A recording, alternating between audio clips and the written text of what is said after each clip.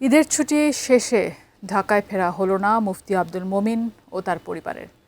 কুমিল্লায় সড়ক দুর্ঘটনায় তার পরিবারের 4 জন সহ নিহত হয়েছেন 5 জন। লক্ষ্মীপুর প্রতিনিধি মেহরাজ উদ্দিন রবিনের পাঠানো তথ্য ও ছবিতে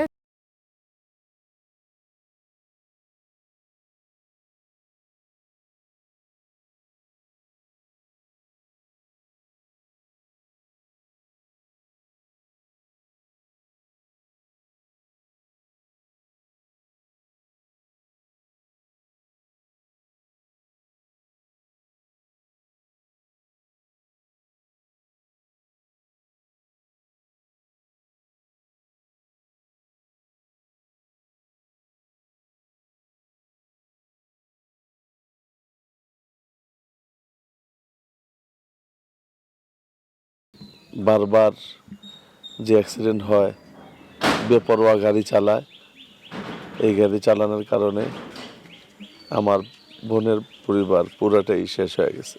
একই পরিবারের 4 জন মানুষের মর্মান্তিক মৃত্যু আমাদের পুরো এলাকাকেই শোকাহত এবং স্তব্ধ করে দিয়েছে। একসাথে 4 জনের মৃত্যু, একসাথে 4 জনকে আমরা দাফন আর কখনোই করিনি।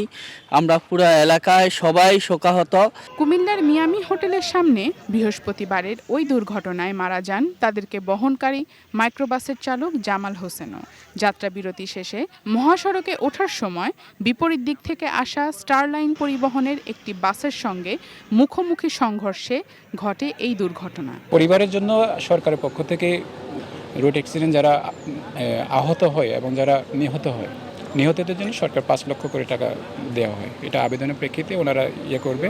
সদালাপি সজ্জন মাদ্রাসা শিক্ষক মুফতি আব্দুল মোমিন ও তার পরিবারের এই মর্মান্তিক মৃত্যুতে শোকার্ত স্বজন ও এলাকাবাসী চান এমন দুর্ঘটনা রোধে কার্যকর ব্যবস্থা নেওয়া হোক, আর সব হারানো এতিম শিশু আবরারের ভবিষ্যৎ নিরাপত্তায় ক্ষতিপূরণের ব্যবস্থা নিক সরকার। Sharjana Ananya, desk report, ATN news.